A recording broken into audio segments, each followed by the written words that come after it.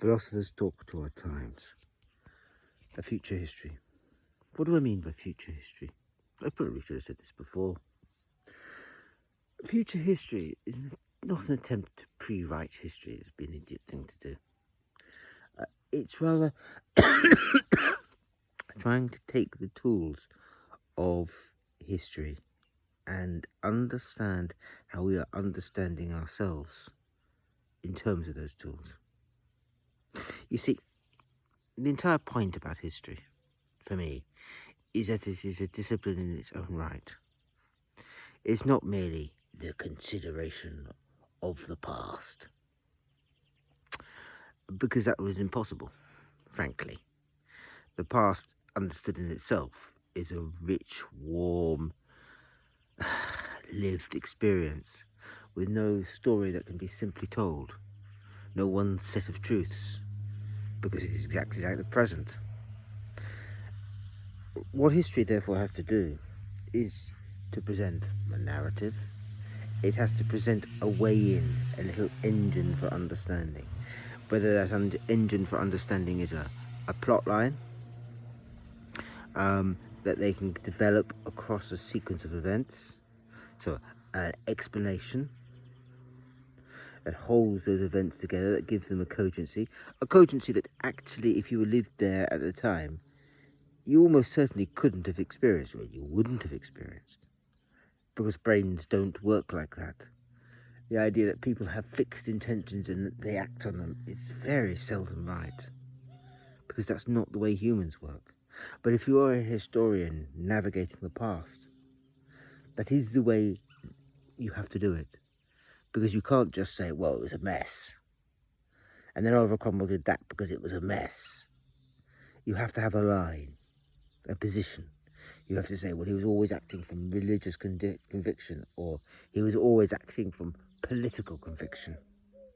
Now, neither are true. The former is probably more truthful than the latter, but it could equally be over-egged, even for Oliver Cromwell, who was terribly into his religion, because his religion was caught up with the way he actually understood the world and understood who he was and how he lived and the way through which he lived, and therefore was merely a line, an angle. Just because history doesn't therefore relate to the actual world as it was lived doesn't make it less useful. On the contrary, I think I would argue that is its use, because it allows you to develop, to watch how events, stories unwind, shift, change what they are, how positions harden up, how a narrative becomes possible across the course of a time. We all have the experience. You all have the experience of saying, well, I now know what I was doing. I didn't know what I was doing when I was started. And that's about right. You inhabit the doing of it. And what history does is it takes that final position and understands the narrative in terms of how that final position evolved. Because we all know where the story ended, or at least we think we do, or at least we suppose we do. And then watching how that thread is caught up and develops is the stuff of history. Therefore, for me, history is the fabric, not just here we need to make a division. Let me be further. And within this sorts of movement, there are clearly two very different sorts of history. First of all, there is academic history. Now, academic history for me is a wonderful discipline. I love academic history. Academic history actually tries to capture as much of the complexity of the past as it can, while still always dealing with narrative threads that never really existed in the past, that are not of the past. They're always of the present stitched back into it. Okay? This is the history then that forces you to rethink how you thought you understood the world, and to see it from other angles, other positions.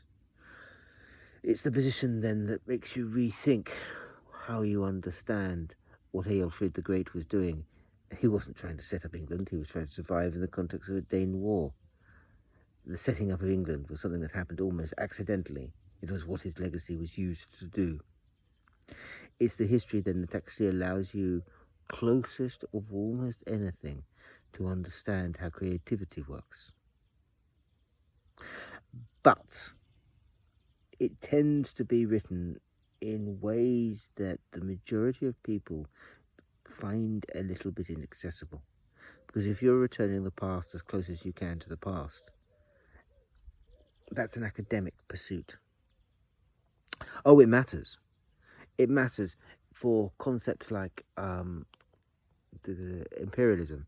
It absolutely matters to understand, and it is terribly political to understand how imperialism existed in the context of the world in which it lived, to no longer tell it a state of glory or shame or anything like that. It's merely a set of events that unwound, that needs to be understood, a narrative that can be told.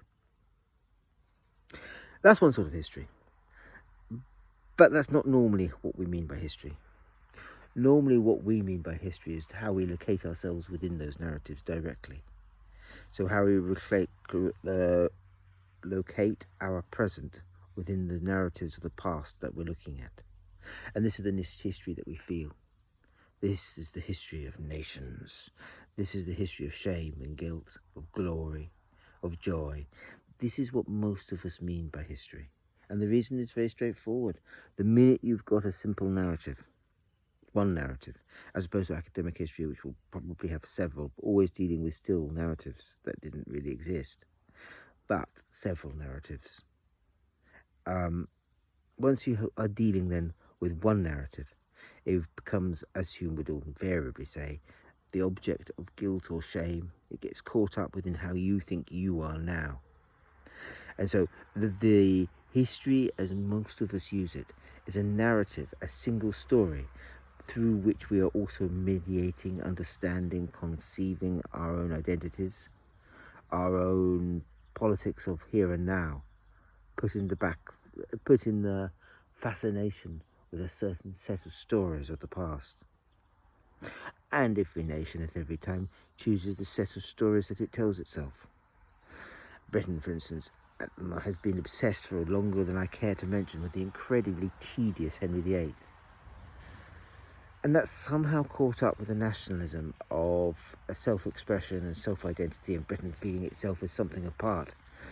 The fact that during Henry VIII's reign, Britain was an also-ran country, and the man was a fool,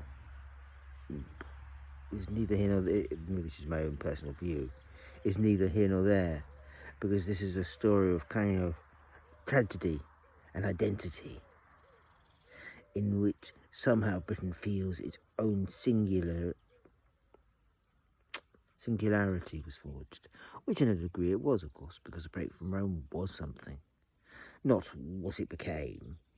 Henry VIII didn't really break from Rome, if by which you mean he formed another religion. He just simply declared himself head of the the Anglican faith. In terms of medieval schisms, it wasn't actually that uncommon. That is something that kings throughout the Middle Ages period in France and Britain, and particularly the Holy Roman Empire, had often claimed at various different times. It only became different later. I'm just saying that because I'm a cynic, by the way, and I loathe Henry VIII, and I'm merely pointing out that he wasn't as original as the story gets told. But the point is, it's a story you can emote. It's a story you can feel your way into. And so the narrative that it presents, the crushing down or the complexity of reality, becomes the very topic of feeling. Likewise, the entire politics of empire. Whether the British should go out apologising for the British Empire is one of those deep complexities. In terms of actual academic history, it doesn't make sense. In terms of understanding how the world is, while I certainly wouldn't feel ashamed of the British Empire, I'm not at all proud of it, and never would be, because it was what it was. It was fundamentally a cash grab, with phony philanthropism bolted on. But unless you understand that narrative and understand it in terms of some set of emotions that it creates, you're not going to be able to understand how Britain is viewed in the world as some sort of malignant bully, which is also true, but that is also certainly true for France. I should quickly say that in Western Africa. But you're also not going to be able to understand why the world is where it is, because the world is as the post-colonial period created it.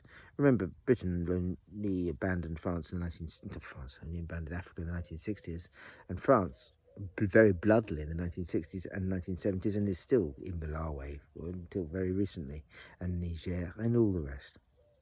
So that the politics of colonialism is very much the politics of today, and the way you're being invited to emote into it, the way you feel through it, the way you trace its narratives, is very much the stuff of guilt or shame or joy or pride or whatever you want to do, but it will almost always excite an emotion that is looking to tell one simple story, or is animating itself within one simple story. So for me, a history is a way of navigating something that is always just caught in the middle of itself. I mean, life is always far more complicated than any history will be able to portray. It is simply a way to thread a narrative, a set of tools to thread a narrative. And if you are trying to understand what is happening now, what you're doing is you're picking up the narratives. You're picking up the way things are playing in. You're looking at the narratives that we tell ourselves. You're looking at the narratives that are likely to develop. So that a future history is using to understand the future, the techniques of the history today. The techniques that the historian used, both the academic historian but also the nationalist historian. Because they're separate techniques, they're actually separate disciplines really. The academic historian is no myth maker. In many ways they are the ultimate debunker. The non-academic historian, they're the myth maker. They're the storyteller. But both are part of the discipline, and both help you understand how you could think about today in terms of a history to be written. So not in terms of what actually is happening, but in terms of the way that the narratives will be understood as developed and developing, how it will excite future generations to understand it. It presents then a way of navigating otherwise impossible, complicated fabrics. There are other ways. You could use sociology, but that's statistical. I often have used philosophy. I often have used literature, although I will do that with future histories. It's a way then of ordering facts to tell a story in a certain way where the chronology matters. So that's what I mean by future history. I probably should have said it before, but as with all these things, the idea develops in the telling.